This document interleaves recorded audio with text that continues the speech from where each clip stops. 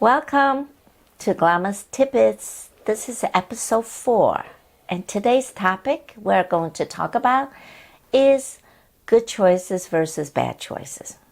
How do we help our grandchildren to learn how to pick the right choices versus the wrong choices?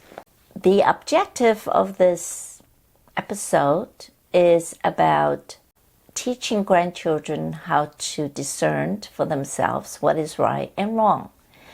And with that, what is this thing about consequences? And also, during the time that you teach them the right choices versus wrong choices, that what you want to nurture, again, is about godly attributes within our grandchildren. These are the objectives. Now, how do you determine what is right and wrong? In today's society, it's not about black and white anymore. It's about gray. And everybody wants to stand in the gray area. And what exactly is the gray area? It's not about what is right or wrong.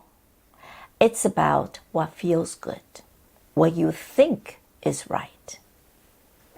You are led by your feelings. You are leading by your personal desires. Kinda, again, like Nike's logo, it says, just do it. That is the gray area. Oh, and the other thing is, a lot of gray areas is under the guise of tolerance. That if you're not in the gray area, that means you're no longer tolerant about anything. So these are misconceptions. In my years of practice, what it comes down to is still the black and white. What is right and what is wrong.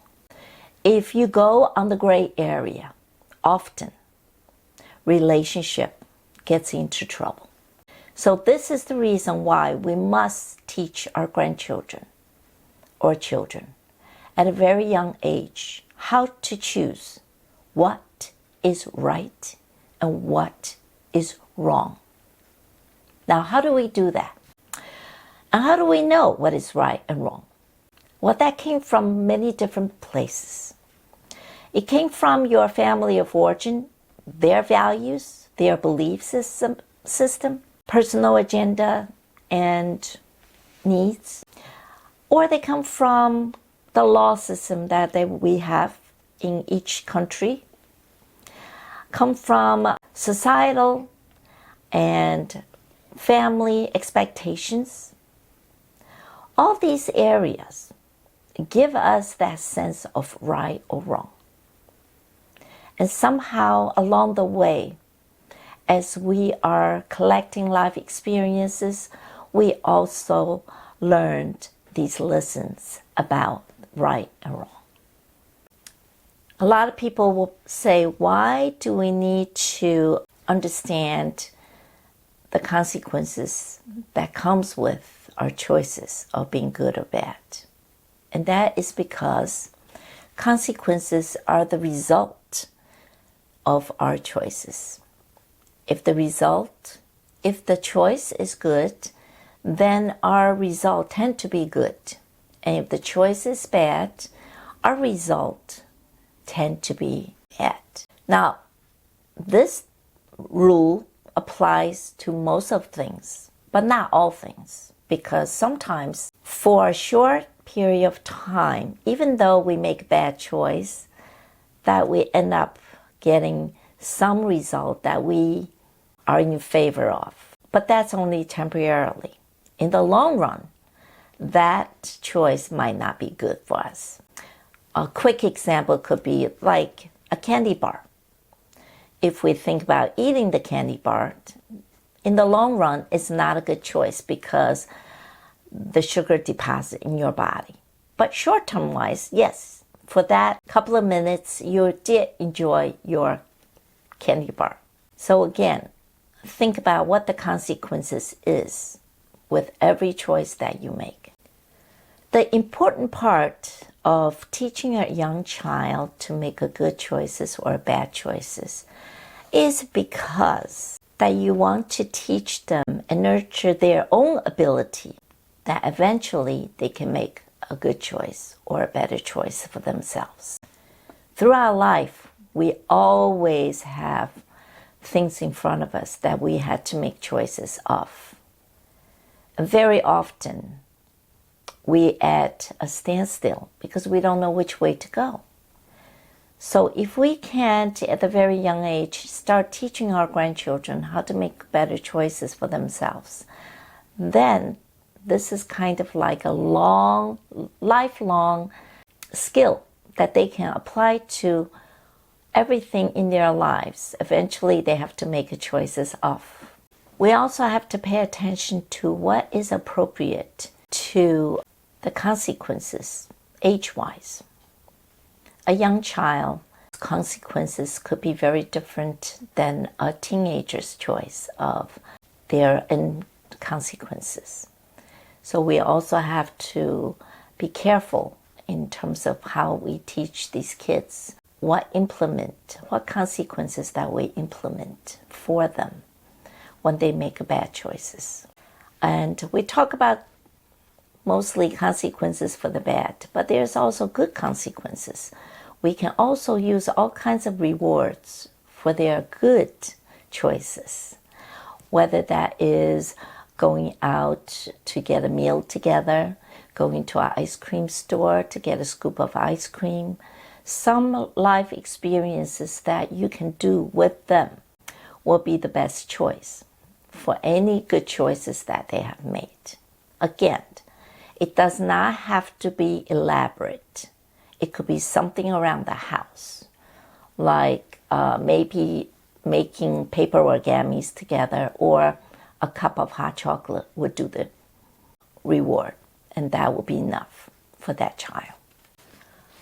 One of the ways that I find is very effective is when they are young. I am talking about between the age of 1 to 5. Sometimes, again, they don't have enough life experience behind them. So sometimes the choices they make did not benefit their situation.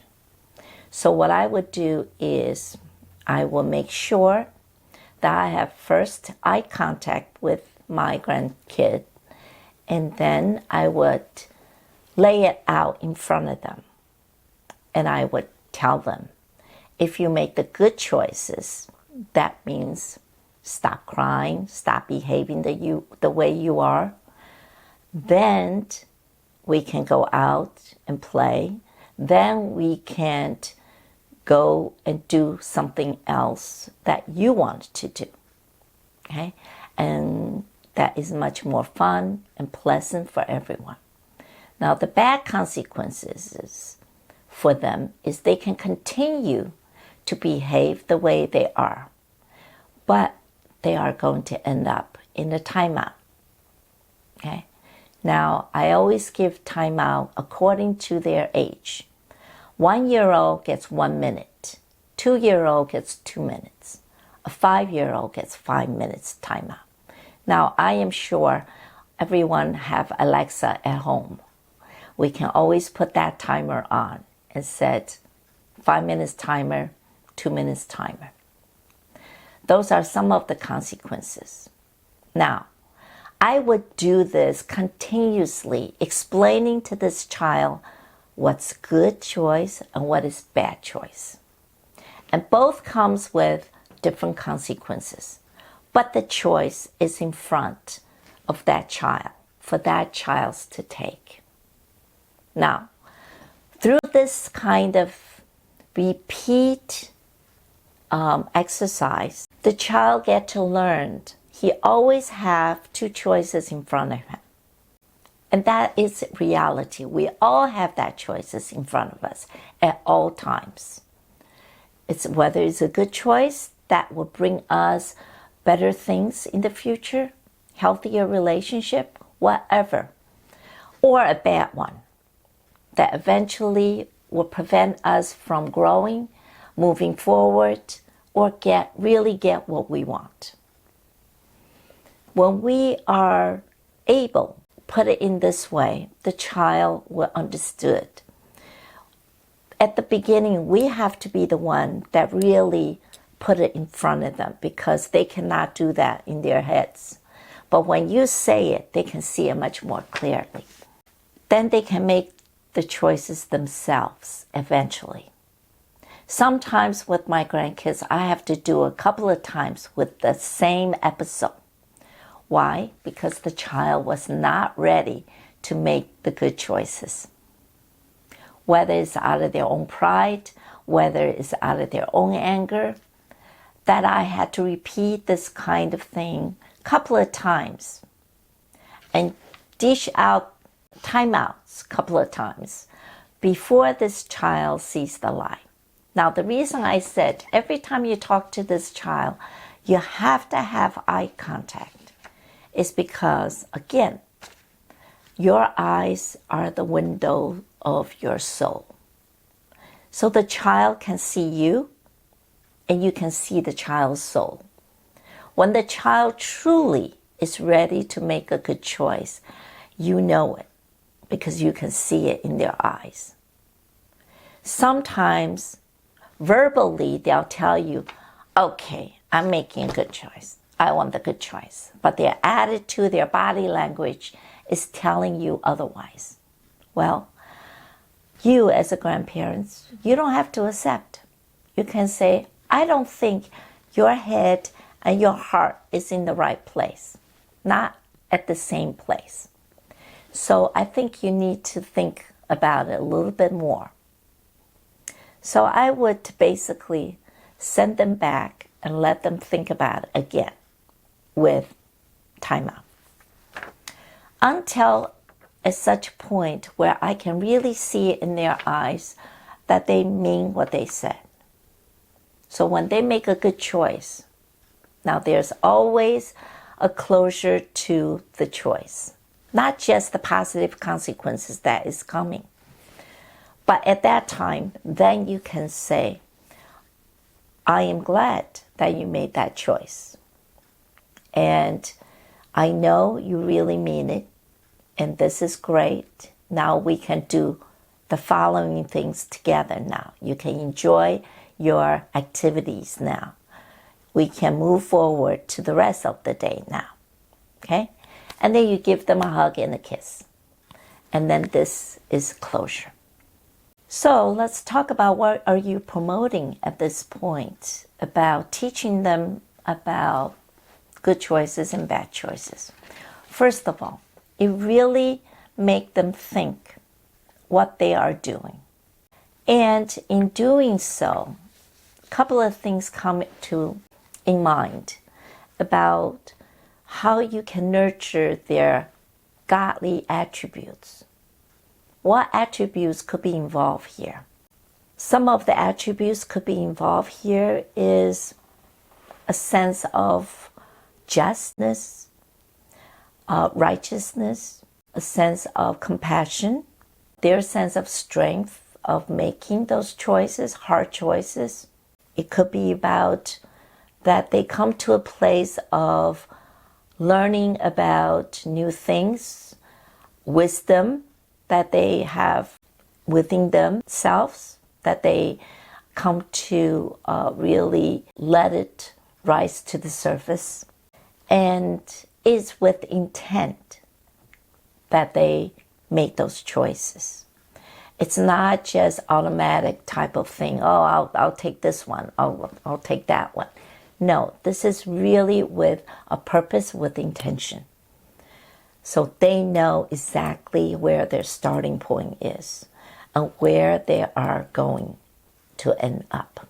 Now with this episode is that we really do need either the grandparents or the parents to be consistent about using this skill with your grandkids, because this is about every time they are in your presence, if you see an opportunity that this can be applied to, then use it and follow up on it and do exactly as what I have taught you. But also, if you have your own way, that's fine. You can do it in your own way, but be consistent about it. And really pull all the good things and the bad thing out for the child to see what they are doing and how they can make a difference just by understanding the issue at hand. And now they have an opportunity to make a difference because now they can make a different choice. Even if they wanted to make the same choice, continue to make the bad choice, that is their prerogative. But then every choice comes with consequences, and the consequences must follow up. The consequences does not, you cannot delay the consequences, because in delaying, it's already kind of like you allow the child to get away with certain bad behaviors. Because by the time you want to punish them later on, the child or yourself already forgotten what that punishment is about. So whether it's punishment or the reward, that please implement them as quickly as possible. So that way there is a conclusion to their choices. And they would actually experience it and understood and clarify for themselves as quickly as possible. I always believe a child is always made of all kinds of good things. Unfortunately, it's us, the adults. Sometimes we did not do right by them because we did not mold them or shape them the way that God intended us to mold them and shape them. And it's because we are also a product of life experiences in various ways, various places that we are continuously learning. So being a parent for the first time or the second time or the third time, it does not mean that we will get to a place where we know it all. We don't know it all. And we will continue to learn, even in the position of being grandparents now. Do I have a lot to learn? Yes, I do.